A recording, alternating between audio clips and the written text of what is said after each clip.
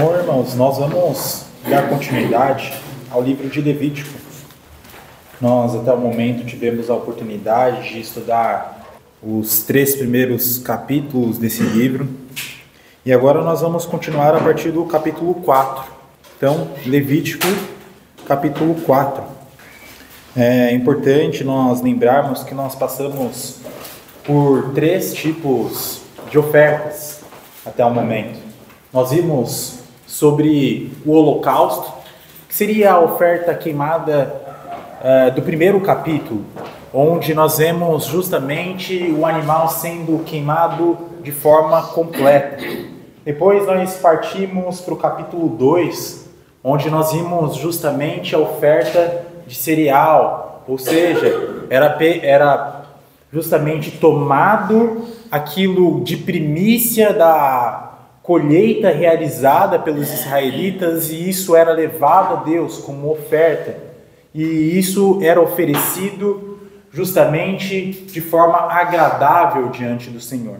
Depois nós partimos para o capítulo 3 e vimos justamente a oferta da comunhão. Por que comunhão? Nós vimos uma oferta onde o povo ele comia junto com o sacerdote diante de Deus esta oferta. Então havia uma comunhão ali, não somente entre o sacerdote e o Senhor, mas também entre aquele que levava a oferta diante do Senhor. E agora nós vamos entrar no capítulo 4, nós vamos fazer a leitura do capítulo 4 até o capítulo 5, do verso 13. Nós vamos fazer uma separaçãozinha do 4 até o 13, e no próximo estudo, se Deus permitir, nós pegamos o capítulo 5, do verso 13 em diante. Porque até o verso 13 nós vamos ver algumas especificações que trazem um sentido de purificação, seja de purificação do povo, seja purificação individual do sacerdote, ou até mesmo, como nós vamos ver, a purificação do tabernáculo, da tenda do encontro. Então, eu queria pedir para o irmão Ricardo, se possível, realizar a leitura do capítulo 4 inteiro. E aí depois eu queria pedir para o irmão Felipe, se possível, fazer a leitura do capítulo 5, do verso 1 até o verso 13, se for possível. Por favor. Então vamos para o capítulo 4 de Levítico. Disse mais o Senhor a Moisés: fala aos filhos de Israel, dizendo: quando alguém pecar por ignorância contra qualquer dos mandamentos do Senhor, por fazer contra algum deles o que não se deve fazer, se o sacerdote ungido pecar para escândalo do povo, oferecerá pelo seu pecado um novilho sem defeito ao Senhor, como oferta pelo pecado. Trará um novilho à porta da tenda da congregação perante o Senhor, porá a mão sobre a cabeça do novilho e o molará perante o Senhor. Então o sacerdote ungido tomará do sangue do novilho e o trará à tenda da congregação, e molhando o dedo no sangue, aspergirá dele 7 vezes perante o Senhor, diante do véu do santuário. Também daquele sangue porá o sacerdote sobre os chifres do altar do incenso aromático perante o Senhor, altar que está na tenda da congregação, e todo o restante do sangue do novilho derramará à base do altar do holocausto que está à porta da tenda da congregação. Toda a gordura do novilho da expiação tirará dele, e a gordura que cobre as entranhas, e toda a gordura que está sobre as entranhas, como também os 2 rins, a gordura que está sobre eles, e junto aos lombos, e o redenho sobre o fígado, com os rins tirá-los-á. Como se tiram os do novilho do sacrifício pacífico, e o sacerdote os queimará sobre o altar do holocausto. Mas o couro do novilho, toda a sua carne, a cabeça, as pernas, as entranhas e o excremento, a saber, o novilho todo, levá-lo-á fora do arraial, a um lugar limpo, onde se lança a cinza, e o queimará sobre a lenha, será queimado onde se lança a cinza. Mas se toda a congregação de Israel pecar por ignorância, isso for oculto aos olhos da coletividade, e se fizerem contra algum dos mandamentos do Senhor aquilo que se não deve fazer, e forem culpados, e o pecado que cometerem for notório, então a coletividade trará um novilho como oferta pelo pecado e o apresentará diante da tenda da congregação. Os anciãos da congregação porão as mãos sobre a cabeça do novilho perante o Senhor, e será imolado o novilho perante o Senhor. Então o sacerdote ungido trará do sangue do novilho a tenda da congregação. Molhará o dedo no sangue e o aspergirá 7 vezes perante o Senhor diante do véu. E daquele sangue porá sobre os chifres do altar que está perante o Senhor na tenda da congregação. E todo o restante do sangue derramará a base do altar do holocausto que está à porta da tenda da congregação. Tirará do novilho toda a gordura e a queimará sobre o altar. E fará este novilho como fez ao novilho da oferta pelo pecado. Assim lhe fará, e o sacerdote por eles fará expiação, e eles serão perdoados. Depois levará o novilho fora do arraial, e o queimará como queimou o primeiro novilho. É a oferta pelo pecado da coletividade. Quando o príncipe pecar e por ignorância fizer alguma de todas as coisas que o Senhor seu Deus ordenou se não fizessem, e se tornar culpado, ou se o pecado em que ele caiu lhe for notificado, trará por sua oferta um bode sem defeito, e porá a mão sobre a cabeça do bode, e o imolará no lugar onde se imola o holocausto perante o Senhor, é a oferta pelo pecado. Então o sacerdote com o dedo tomará do sangue da oferta pelo pecado, e o porá sobre os chifres do altar do holocausto, e todo o restante do sangue derramará a base do altar do holocausto. Toda a gordura da oferta queimará sobre o altar com a gordura do sacrifício pacífico. Assim o sacerdote fará expiação por ele, no tocante ao seu pecado, e este lhe será perdoado. Se qualquer pessoa do povo da terra pecar por ignorância, por fazer alguma das coisas que o Senhor ordenou se não fizesse, e se tornar culpada, ou se o pecado em que ela caiu lhe for notificado, dará por sua oferta uma cabra sem defeito pelo pecado que cometeu. E porá a mão sobre a cabeça da oferta pelo pecado, e imolará no lugar do holocausto. Então o sacerdote com o dedo tomará do sangue da oferta, e o porá sobre os chifres do altar do holocausto. E todo o restante do sangue derramará a base do altar. Tirará toda a gordura, como se tira a gordura do sacrifício pacífico. O sacerdote queimará sobre o altar com aroma agradável. E o sacerdote fará expiação pela pessoa, e lhe será perdoado. Mas se pela sua oferta trouxer uma cordeira, uma oferta pelo pecado, fêmea sem defeito a trará, e porá a mão sobre a cabeça da oferta pelo pecado, e imolará por oferta pelo pecado, no lugar onde se imola o holocausto. Então o sacerdote com o dedo tomará do sangue da oferta pelo pecado, e o porá sobre o chifre do altar do holocausto, e todo o restante do sangue derramará a base do altar. Tirará toda a gordura, como se tira a gordura do cordeiro do sacrifício pacífico. O sacerdote a queimará sobre o altar em cima das ofertas queimadas do Senhor. Assim o sacerdote, por essa pessoa, fará expiação do seu pecado que cometeu, e lhe será perdoado. Capítulo 5. Quando alguém pecar nisto, tendo ouvido a voz da imprecação, sendo a testemunha de um fato, por ter visto ou sabido e, contudo, não revelar, levará a sua iniquidade. Ou quando alguém tocar em alguma coisa imunda, seja corpo morto de besta fera imunda, seja corpo morto de animal imundo, seja corpo morto de réptil imundo, ainda que lhe fosse oculto e tornar-se imundo, então será culpado. Ou quando tocar a imundícia de um homem, seja qual for a imundícia, com que se faça imundo, e lhe for oculto, e o souber depois será culpado. Ou quando alguém jurar temerariamente com seus lábios fazer o mal ou fazer o bem, seja o que for que o homem pronuncie temerariamente com juramento, e lhe for oculto, e souber depois, culpado será numa dessas coisas. Será, pois, que, sendo culpado numa dessas coisas, confessará aquilo em que pecou. Como sua oferta pela culpa, pelo pecado que cometeu, trará ele ao Senhor do gado miúdo, um cordeiro ou uma cabrita, como oferta pelo pecado. Assim o sacerdote, porém, fará a expiação do seu pecado. Se as suas posses não lhe permitirem trazer uma cordeira, trará ao Senhor uma oferta pela culpa, pelo pecado que cometeu, 2 bolas ou 2 pombinhos, um como oferta pelo pecado e outro como holocausto. Entregá-los-á ao sacerdote, o qual primeiro oferecerá aquele que é como oferta pelo pecado. Ele destroncará destroncará com a unha a cabeça sem a separar do pescoço.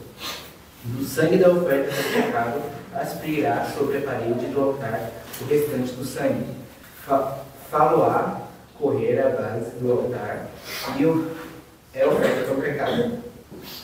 E do outro fará o holocausto, conforme o estabelecido. Assim o sacerdote por ele fará a oferta pelo pecado que cometeu, e lhe será perdoado. Porém, se as suas posses não lhe permitirem trazer 2 rolas ou 2 pombinhos, então aquele que pecou trará por sua oferta a 10ª parte de uma éfa de flor de farinha como oferta pelo pecado. Não lhe deitará azeite, nem lhe porá em cima incenso, pois é oferta pelo pecado. Entrega-la ao sacerdote, e o sacerdote dela tomará um punhado como porção memorial e a queimará sobre o altar, em cima das ofertas queimadas ao Senhor. É oferta pelo pecado. Assim o sacerdote por ele fará a oferta pelo pecado que cometeu em alguma dessas coisas. Ele será perdoado. O restante será do sacerdote como oferta de manjares. Perfeito. Obrigado, viu, irmãos? A leitura ela é extensa, mas essa divisão ela é interessante, porque quando a gente pega o capítulo 4 e o início do capítulo 5, a gente vê um resultado final semelhante, tanto do capítulo 4 quanto do capítulo 5, que ambos nós vemos justamente a aspersão sobre algum item da tenda do encontro. Então nós vemos justamente o ato de purificação. Quando nós vamos olhar para o capítulo 5, do verso 13 em diante, nós vamos perceber um ponto diferente, que é justamente a busca do perdão, mas nós não temos essa aspersão acontecendo. Então, por isso que nós fizemos a leitura do capítulo 4 até o capítulo 5, até o verso 13. É uma leitura extensa, mas agora nós vamos justamente comentando, e caso os irmãos tenham algum comentário, alguma dúvida, fiquem à vontade. Essas ofertas, elas tratam justamente do ato de purificação, como nós podemos ver. E no capítulo 5, do verso 14 até o 26, nós vamos ver um sentido de restituição. A estrutura, justamente, deles é considerada justamente porque as leis sobre esses 2 sacrifícios, elas são ordenadas de forma semelhante. Quando nós vemos a organização do capítulo 1, 2 e 3 do livro de Levítico, nós podemos encontrar justamente um destaque para a vítima que era sacrificada, no caso o animal que era sacrificado. Agora, o cenário principal não é mais um animal sendo sacrificado, mas sim um pecado. Então, nós vemos o animal sendo sacrificado passando para o plano de fundo secundário e o pecado tornando-se justamente o plano de fundo primário. Diante disso, nós vemos justamente a distinção de pecados inadvertidos, ou seja, sem a intenção, sem um aviso. Ou seja, a pessoa pecou sem a intenção de estar pecando contra Deus, muitas vezes por ignorância. Nós vemos o salmista muitas vezes orando, clamando para que Deus justamente trouxesse consciência sobre o pecado que ele não tinha ainda conhecimento. Então, nós vemos que quando a pessoa comete um crime, mesmo que a pessoa não saiba que ela está cometendo o crime, aquilo não deixa de ser crime. As Escrituras, elas são claras ao mostrar que o pecado, mesmo que sem consciência de que aquilo é um pecado, não deixa de ser pecado. A pessoa não deixa de estar diante de culpabilidade diante de Deus. Diante disso, é necessário sim o sangue, é necessário sim o sacrifício para a purificação. Quando nós olhamos o capítulo 4, do verso 1 até o verso 35, nós vemos justamente esses pecados que eram pecados inadvertidos, ou seja, por ignorância, sem a intenção. Quando nós olhamos para o capítulo 5, do verso 1 ao 13, nós vemos pecados de omissão, ou seja, a pessoa pecou, mas ela escondeu por um determinado momento, ou chegou um determinado momento que ela teve consciência e assim ela vai e realiza o sacrifício. Aí nós vamos ter a continuação nos próximos estudos, se Deus permitir, justamente sobre a restituição, sobre o pecado também inadvertido, sem a intenção, E o pecado intencional, finalizando o capítulo 5, do verso 20 até o 26, quando alguém peca de forma intencional contra Deus. Agora é interessante, porque cada sessão aqui, ela inicia: se alguém pecar. Por exemplo, capítulo 4. No capítulo 4, no verso 2, por exemplo, nós já temos: fala aos filhos de Israel dizendo: quando alguém pecar por ignorância contra qualquer dos mandamentos do Senhor, por fazer contra algum deles o que não se deve fazer. Ou seja, nós vemos justamente: se alguém pecar, e ele termina justamente com a frase: o sacerdote fará expiação pelo pecado, e ele será perdoado. Verso 35 do capítulo 4. É dito: tirará toda a gordura como se tira a gordura do cordeiro, do sacrifício pacífico. O sacerdote a queimará sobre o altar em cima das ofertas queimadas do Senhor. Assim o sacerdote, por essa pessoa, fará expiação do seu pecado que cometeu, e lhe será perdoado. Então, se alguém pecar, nós vemos logo no final da sessão: o sacerdote fará expiação pelo pecado e essa pessoa será perdoada. Então, nós temos algumas divisões aqui. No verso 2 nós vemos uma introdução geral. Aí do verso 3 até o verso 21, nós vemos o sangue sendo aspergido sobre o local santo. E quando nós vemos isso, o local santo é essa parte aqui. Nós temos o lugar santíssimo, onde ficava a arca, que é justamente aqui. Nós temos um véu de divisão entre o local santíssimo e o local santo. Aqui nós temos um altar do incensário, e aqui nós temos o altar fora do local santo. Aqui já no local externo nós temos o altar que era oferecido às ofertas queimadas, do capítulo 1, por exemplo, que era o holocausto, do capítulo 2, da oferta de cereais, por exemplo, capítulo 3, da oferta da comunhão. Então nós temos justamente a aspersão do sangue sobre o local santo pelo sumo sacerdote, capítulo do verso 3 até o verso 12, por toda a comunidade, quando toda a comunidade peca contra Deus, verso 13 até o 21, e logo adiante, dos versos 22 até o 35, nós vemos o sangue sendo aspergido sobre o altar principal. Então, pelo líder da tribo, nós sabemos que Israel era dividido em tribos, né? E tinha os líderes dessas tribos. E o líder dessa tribo, ele tinha uma responsabilidade de levar o sacrifício e também aspergir. Nós temos, primeiramente, até esses primeiros versos, o sangue sendo aspergido nesse primeiro altar que ficava no lugar santo.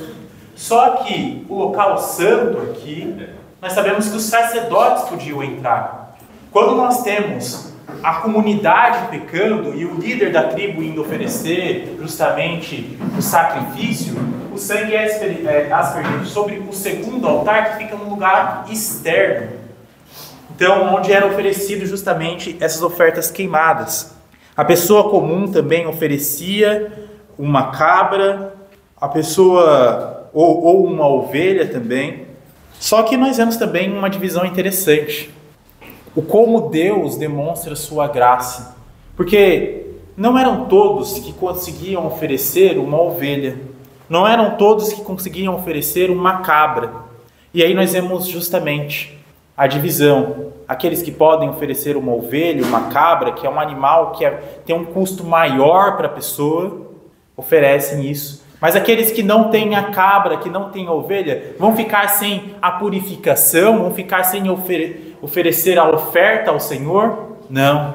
O Senhor dá a oportunidade para eles de oferecer as aves, lá no verso 7 até o verso 10. Mas aqueles também que não têm a possibilidade de oferecer alguma ave, alguma pombinha, lá do verso 11 ao 13, Deus dá a oportunidade para eles de oferecer a oferta de farinha. Então, nós vemos a graça do Senhor se manifestando nesses momentos de detalhes mesmo. Como Deus se preocupava que todo o povo participasse da comunhão com Ele. A oferta justamente da purificação é o quarto tipo de sacrifícios que nós vemos aqui tratados em Levítico. Assim como a oferta queimada, a oferta de cereais, essas ofertas elas eram obrigatórias. Mas quando nós podemos ver lá em Números, capítulo 28 e 29, ela era oferecida com uma frequência menor. Nós temos o holocausto, a oferta de cereal que eram oferecidos diariamente.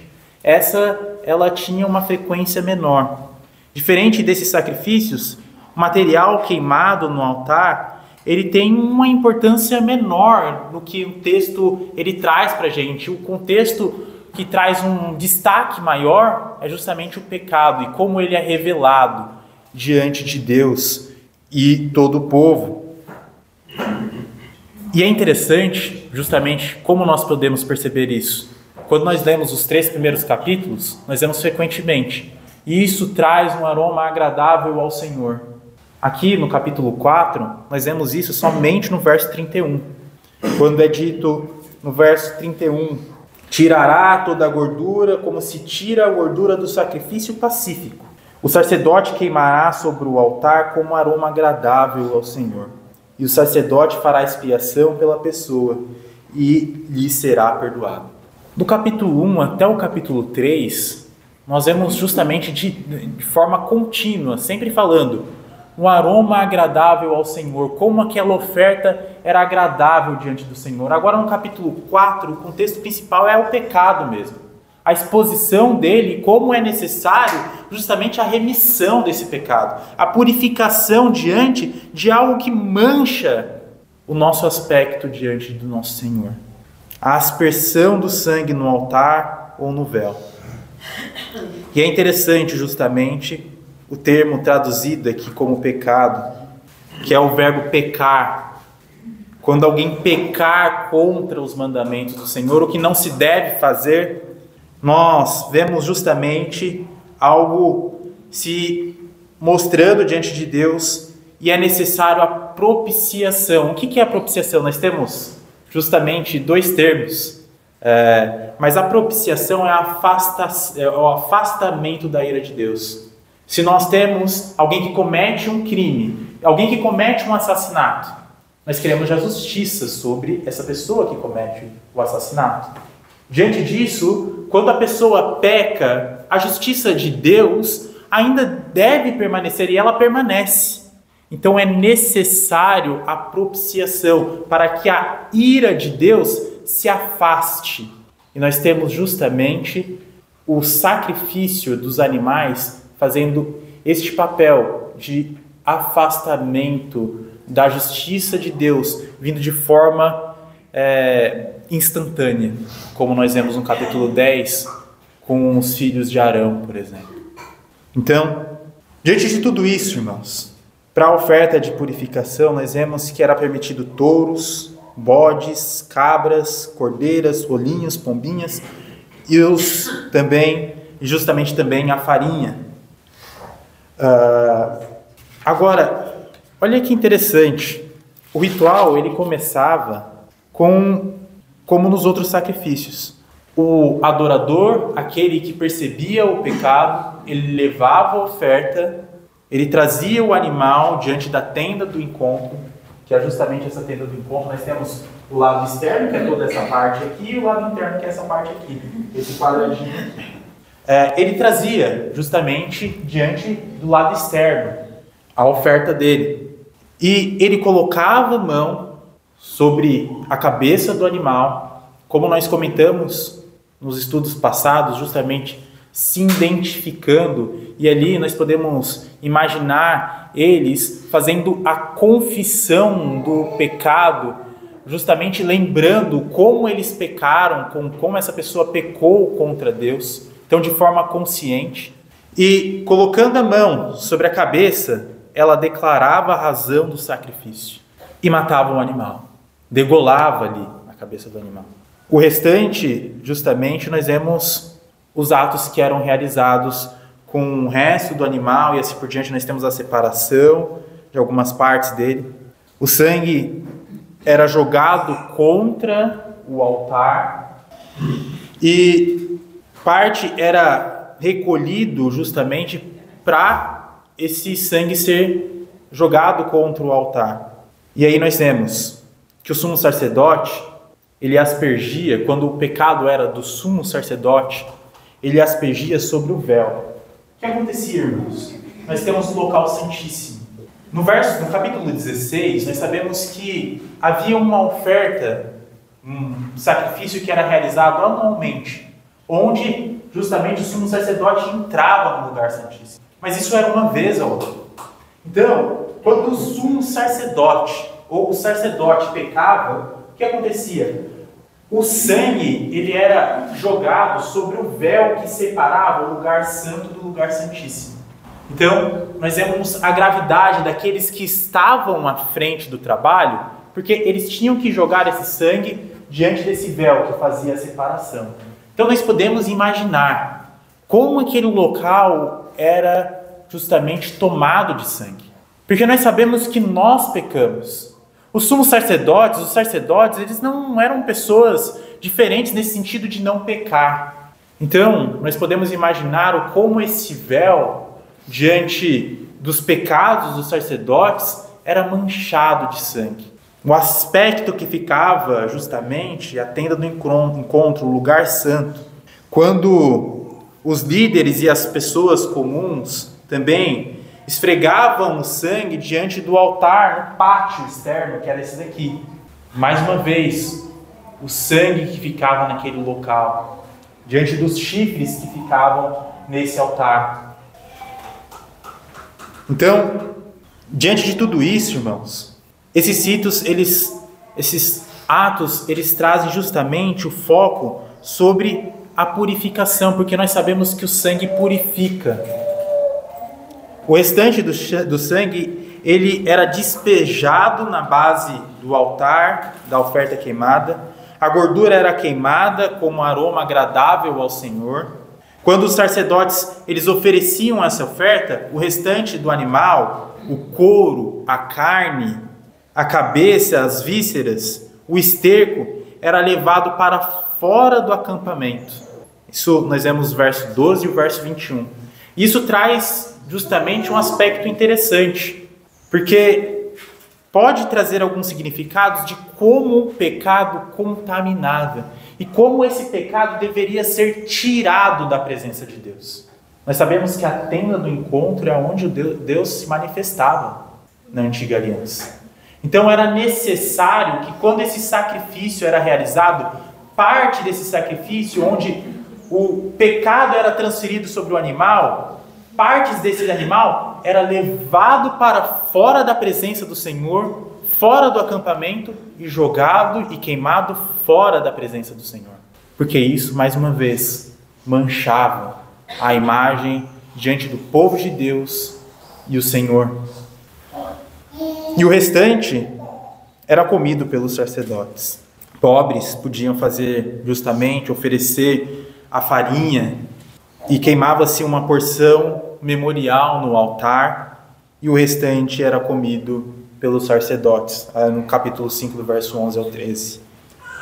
Agora, Levítico ele menciona várias questões que traziam justamente a necessidade dessa oferta.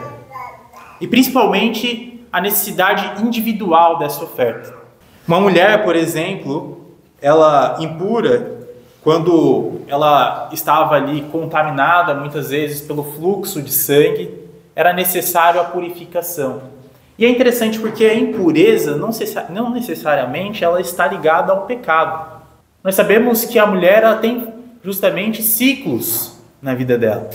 E muitas vezes o sangue aparece nesse ciclo. Mas nós sabemos que o sangue revela justamente a vida. E quando nós temos o derramamento do sangue, nós vemos justamente a vida se perdendo. E diante disso é necessário que o povo se faça presente diante do Senhor, porque o Senhor é aquele que traz a vida. Então, é a consciência de que a vida ela permanece somente através da mão do nosso Senhor. Somente através da mão do nosso Senhor. Bom, irmãos, agora tratando justamente de pecados que eram pecados de forma inocente, de certa forma, que as pessoas não tinham justamente conhecimento desses pecados que elas estavam cometendo, nós temos os pecados de mão levantada, ou seja, pecados intencionais, pecados que desafiavam. A NVI traz justamente esse termo de desafiar. Quando nós olhamos para Números, vamos abrir em Números.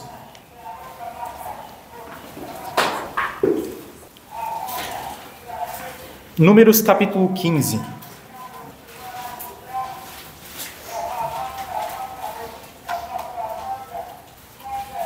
Vamos ler o verso 30.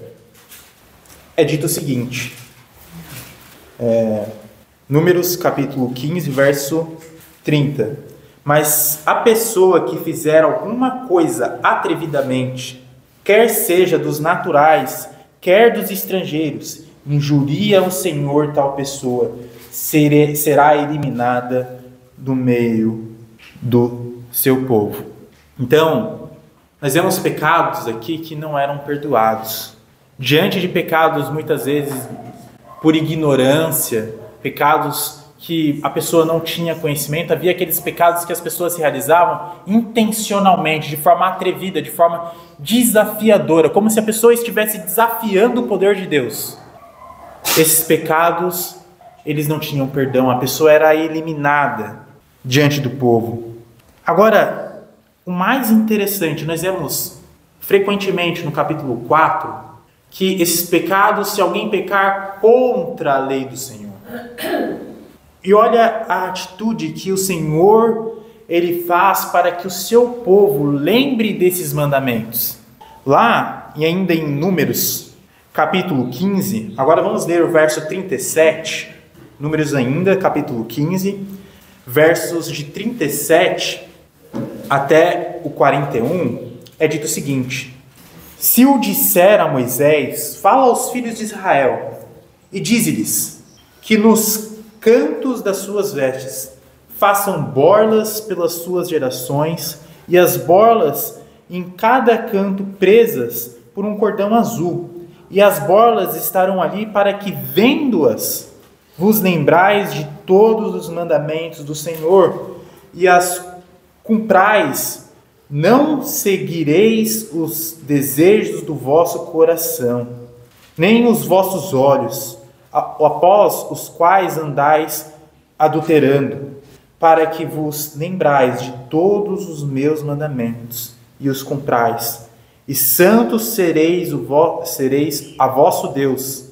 Eu sou o Senhor, o vosso Deus, que vos tirei da terra do Egito, para vos ser por Deus. Eu sou o Senhor vosso Deus. Diante justamente da necessidade, da lembrança dos mandamentos do Senhor, o que o Senhor traz como ordenança para o povo judeu: olha, vocês vão carregar isso na veste de vocês. Eles carregavam uma espécie de fita que era prendida nas vestes, uma fita azul, e azul talvez simbolizando justamente o aspecto real, de realeza, porque nós temos um Deus que é rei. Diante disso, eles devem lembrar dos mandamentos desse rei, que é o nosso Senhor. Então eles deviam carregar isso sempre com eles, marcado nas vestes deles, para que eles olhassem e lembrassem. Se eles olhassem para baixo, eles viam na veste ali justamente essa borla que estava ali justamente para que eles lembrassem dos mandamentos do Senhor e como eles deviam cumprir esses mandamentos. Então Deus não quer que o povo dele peque. Deus não quer que o povo dele caia. E ele faz de tudo para que o povo que é dele alcance o perdão, que se afaste a ira dele, e que assim o povo permaneça santo e em comunhão com Ele. Assim como nós vemos justamente no Éden, quando Deus caminhava diante de Adão e Eva. É essa comunhão que Deus quer para com o seu povo, uma comunhão pura, uma comunhão que traz justamente esse aspecto de caminhar junto com Ele. Agora, muitos estudiosos consideram essa oferta uma oferta expiatória principal diante do povo de Israel. Alguns afirmam que tornava o transgressor dos mandamentos apto para receber o perdão. Outros dizem que interrompia a separação que o pecado causava, restaurando a pessoa com a aliança que Deus tinha firmado. Outros também afirmam que isso transferia o pecado para o animal. E assim, o pecado ele era destruído ali através do animal que morria. O sangue aspergido, ele protegia o povo da ira de Deus. A gordura queimada simbolizava justamente a purificação, e a carne queimada fora do acampamento representava justamente a destruição do pecado que contaminava o povo. Agora, todas essas explicações elas são muito interessantes, porque nós vemos justamente a importância do sangue sendo aspergido realmente.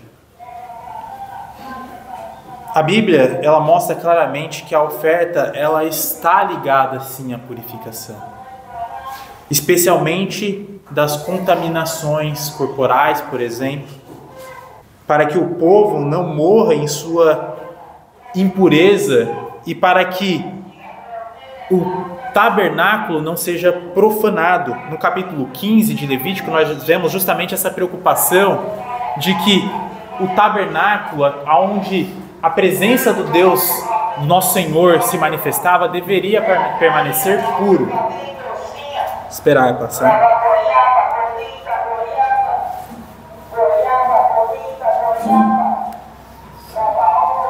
E justamente isso se revela ainda de uma forma mais criteriosa quando nós vemos no capítulo 16 todo o sacrifício que era necessário para purificar o tabernáculo.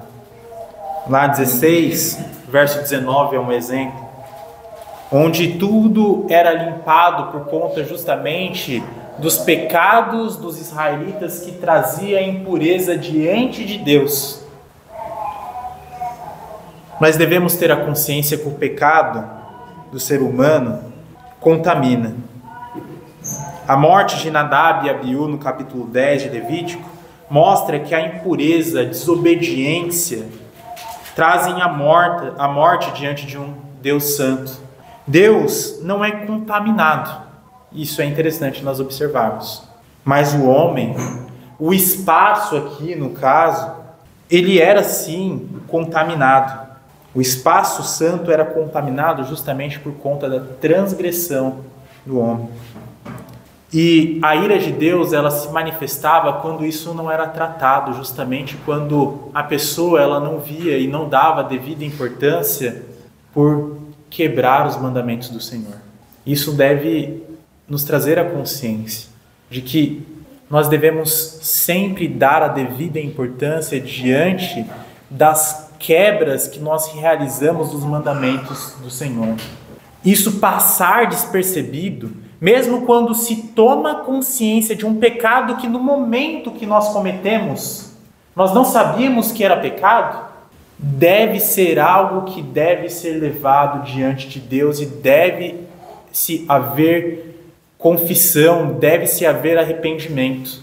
Esse capítulo ele é muito importante, porque muitas vezes as pessoas acham que o pecado, quando não é conhecido, quando a pessoa não tem o conhecimento de que aquilo é pecado, está tudo bem. Mas as Escrituras não mostram isso. E nós devemos fazer como o salmista, clamando a Deus para que o nosso pecado seja revelado. Que as nossas transgressões para com o nosso Senhor que é santo seja revelado para que nós possamos buscar justamente o perdão do nosso Senhor. Quando isso não é tratado, a ira do Senhor se faz presente. Israel, e nós também, devemos ser povo santo para Deus que habita no meio justamente de nós. O tabernáculo era essa habitação que precisava se manter pura. E hoje nós temos o nosso espírito, o nosso corpo, do qual o Espírito Santo habita. E a nossa preocupação tem que ser de manter o nosso corpo puro para que o Espírito Santo habite. Assim como o povo tinha preocupação na antiga aliança de justamente sacrificar os animais para manter o local onde Deus habitava puro, nós também devemos ter a preocupação de manter o nosso corpo onde o Espírito de Deus, onde Deus habita, puro. Nós não devemos profanar o local onde Deus habita. As ações humanas, elas têm um efeito duradouro. O pecado contamina os lugares, tem influência diante, muitas vezes, das pessoas que estão ao nosso redor. Shakespeare, em justamente dos seus trabalhos, ele menciona a mancha do pecado.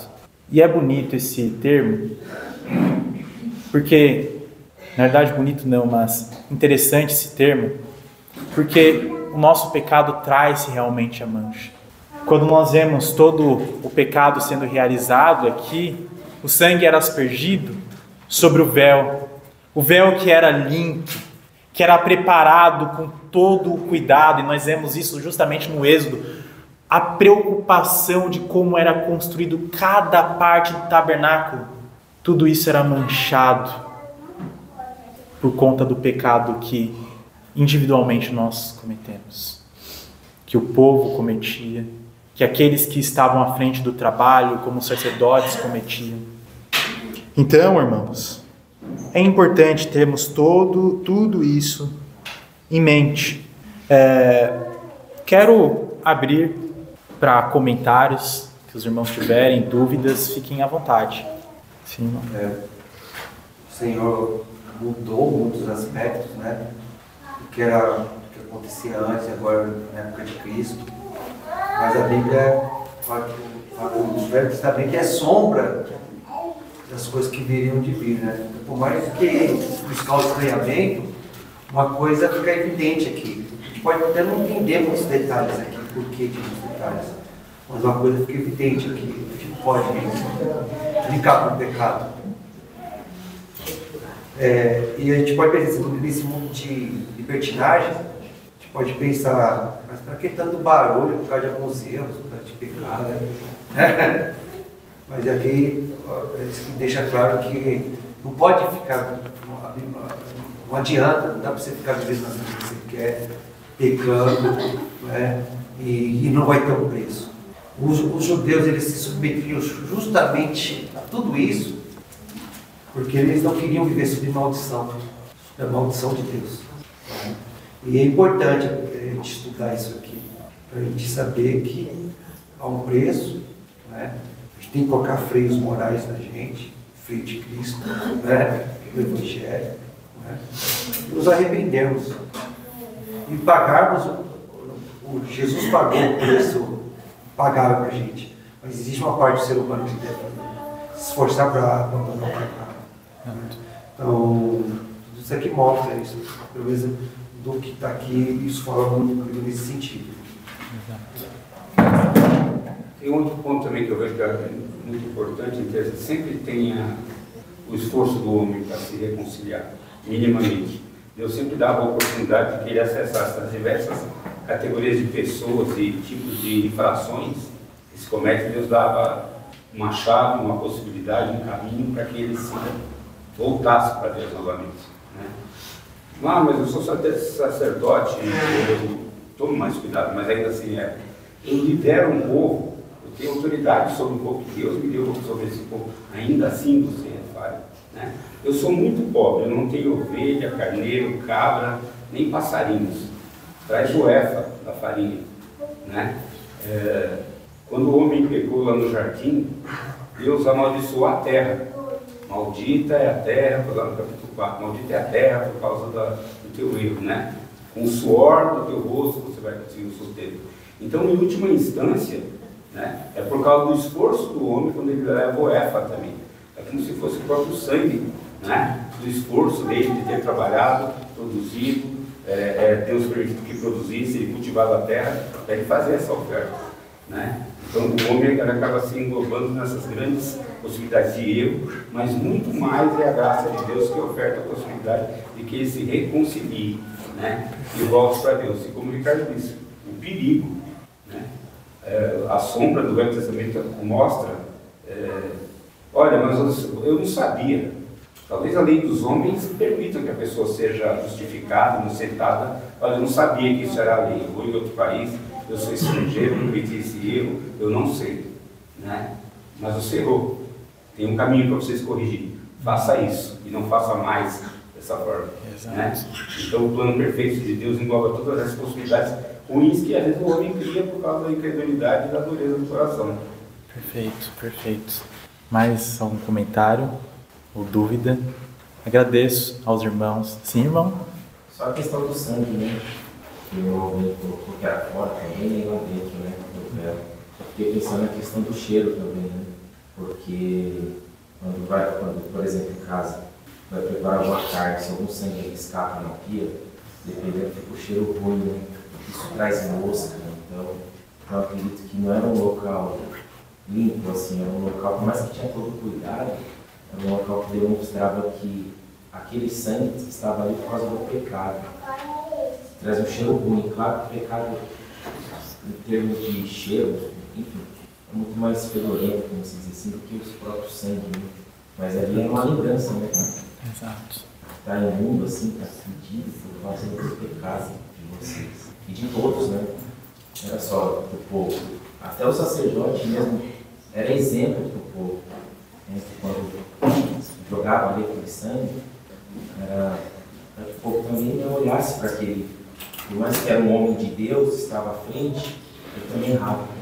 Ele tinha que assumir isso também. Porque Deus estava vendo tudo. Senão ele era tirado do trabalho dele. Morto, né? Exato. Quando nós lembramos disso, é interessante a gente lembrar, mais uma vez, do cuidado que foi necessário para a construção desse tabernáculo. Inúmeras regras que o Senhor passou. E conforme os pecados iam acontecendo, justamente a mancha que esses pecados eles traziam para esse local que foi construído com todo o cuidado, com todas as regras e assim por diante. Quando nós trazemos para a nossa vida prática, nós temos um Deus que construiu o nosso corpo de forma extremamente cuidadosa, complexa, já sabendo de que o nosso corpo seria santuário do Espírito Santo. Muitas vezes as pessoas elas não dão devido cuidado para o corpo delas, para onde Deus habita, para onde Deus construiu com todo o cuidado. E Deus lá desde o princípio já estava pensando como o Espírito Santo habitaria. E nós, diante dos nossos pecados, estamos muitas vezes destruindo, como o irmão comentou, como era feito no tabernáculo, destruindo o nosso corpo, destruindo o santuário onde o Espírito Santo habita. Então nós não devemos, como foi comentado, achar que o pecado é brincadeira ou achar que está tudo bem. Não.